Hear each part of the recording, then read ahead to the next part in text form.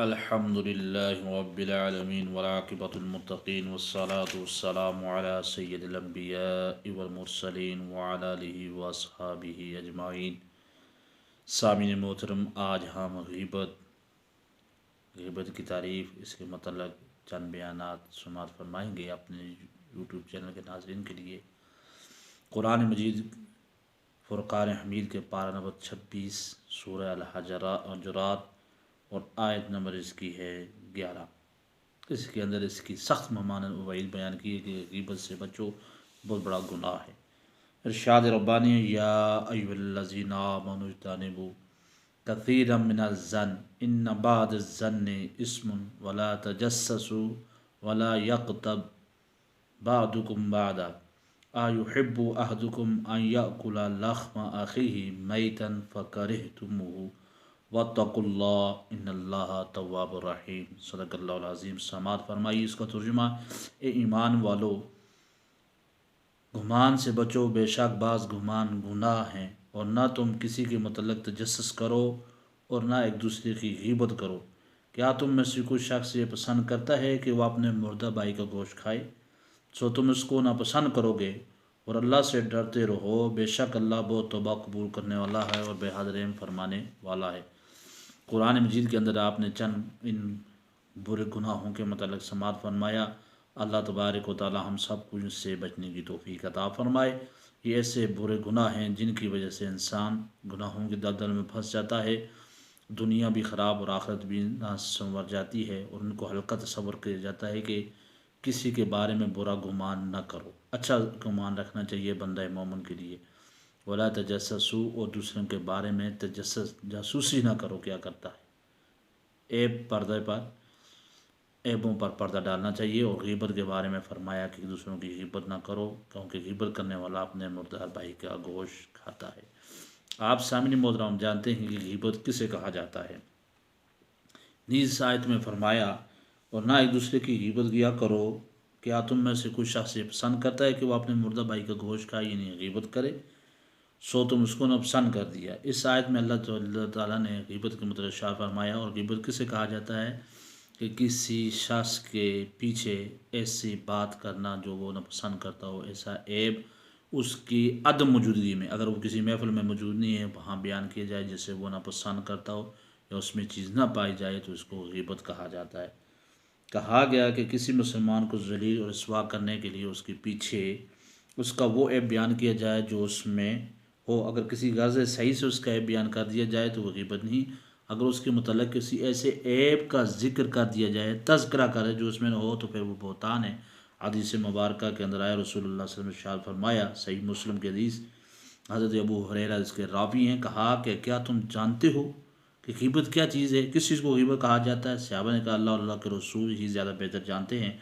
آپ نے فرمایا، تم اپنے بھائی کا وہ عیب بیان کرو جس کے ذکر کو وہ ناپسند کرتا ہے۔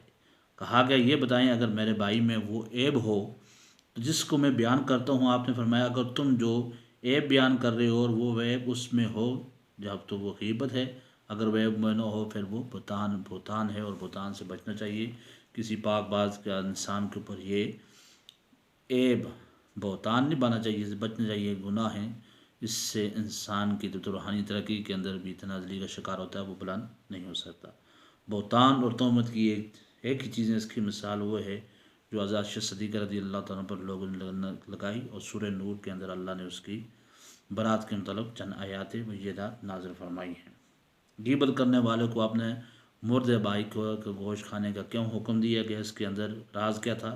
کہا کہ اللہ تعالیٰ نے غیبت کرنے والے کو مثال مردار کھانے کی کیوں دی؟ سامعین محترم، کیونکہ جس طرح مردار کا گوشت کھانے والے شخص کو اس بات کا علم نہیں ہوتا کہ وہ مردار کا گوشت کھا رہا ہے، اسی طرح جس شخص کا پسے پوشت یعنی اس کی عدم موجودگی میں اس کے وہ عیب اور راز کھول دیے جاتے ہیں، اس کو بھی معلوم نہیں ہوتا کہ میرے پیچھے میرے بھائی میرے بارے میں کیا ارادہ رکھتے ہیں اور میری عزت و نفس کے بارے میں کیا سوال کرتے ہیں۔ اس لیے کہا کہ مردار کھانے والے کو علم نہیں ہوتا وہ کیا کھا رہا ہے، مردار کا گوشت کھا رہا ہے، گوشت کھا رہا ہے، وہ صحیح ہے، لال ہے، یا اس کے بارے میں وہ چیک نہیں کرتا۔ اسی طرح وہ کہا کہ وہ شخص جو جس کی غیبت بیان کی جاتی ہے اس کو علم نہیں ہوتا کہ کون شخص میری عدم موجودگی میں میرے پیچھے میرے بارے میں کیا راہ رکھتا ہے، اس لیے کہا کہ وہ اس کو اس کے ساتھ تشبیہ دی ہے، اور کہا کہ اسی طرح کسی مسلمان کی غیبت کرنا بھی حرام ہے اور گناہ و فعل ہے۔ کسی مسلمان کی جب غیبت کی جاتی ہے تو اپنے واقف لوگوں کی نظر میں ذلیل اور رسوا کے ہو جاتا ہے۔ کسی مسلمان کو بے عزت کرنا، اس کو قتل کرنے کی مرادف ہے۔ رسول کریم صلی اللہ علیہ وسلم نے ارشاد فرمایا، مسلمانوں پر جس طرح ایک دوسرے کی جان و مال کو حرام فرما دیا، اس طرح اس کی عزت کو بھی حرام کیا۔ حدیث مبارکہ میں حضرت عبداللہ بن عمر رضی اللہ تعالیٰ عنہ صحیح بخاری کے حوالے سے روایت کرتے ہیں کہ رسول کریم صلی اللہ علیہ وسلم نے فرمایا، بے شک اللہ نے تمہاری جانوں کو، تمہاری مالوں کو، تمہاری عزت ایک دوسرے پر حرام کر دیا، جس طرح کہ آج کے دن اور اس مہینے کو اللہ تبارک و تعالیٰ نے حرام کر دیا تھا۔ اس سے پتہ چلتا ہے کہ ایک مسلمان کو دوسرے مسلمانوں کی عزت و نفس کا خیال رکھنا چاہیے۔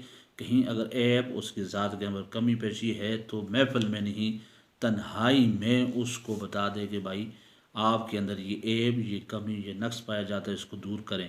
اور غیبت کرنے پر عذاب کی وعیدیں کیا ہیں؟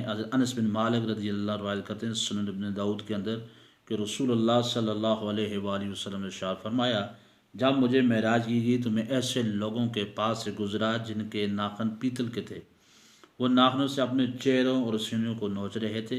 میں نے پوچھا، اے جبریل امین، یہ کون لوگ ہیں جن کو یہ عذاب میں مبتلا کر دیا گیا ہے؟ انہوں نے کہا، وہ لوگ ہیں جو لوگوں کا گوشت کھاتے تھے اور ان کی عزتوں کو پامال کرتے تھے، یعنی غیبت کرتے تھے، ان کی عدم موجودگی کے اندر ان کے متعلق گفتگو کرتے تھے۔ تو یہ اسلامی طریقہ نہیں ہے۔ دین اسلام کی تعلیمات یہ ہیں، کسی بھائی کے اندر کوئی نقص، عیب، کمی پیشی دیکھیں تو اس کو محفل کے اندر ہی نہیں، تنقید برائے تنقید اصلاح ہونی چاہیے، ان کو بتائیں آپ کے اندر دین اسلام کے حوالے سے، دین اسلام کی تعلیمات میں یہ کمی پیش جا رہی ہے، آپ اس کو دور کریں۔ اصلاح کے اعتبار سے اچھے الفاظ سے اچھے اسلوب اختیار کرتے ہوتے ہیں تاکہ دوسرے کے اندر جو کمی پیشی ہو دور کی جائے۔ ایسا نہیں کہ ان کی عزتوں کو اچھالا جائے، بہتان لگا دیے جائیں، یا اس کی عدم موجودگی کے اندر اس کو ذلیل و رسوا کرنے کے لیے اس کے متعلق ایسی بات کی جائے جو اس میں نہ ہو، تو اس کو غیبت کہا جاتا ہے۔ اللہ تبارک و تعالیٰ اس گناہ سے مجھ سمیت ہر میرے سامعین، سننے والے ناظرین کو بچنے کی توفیق عطا فرمائے۔ وآخر دعوانا ان الحمد للہ رب العالمین۔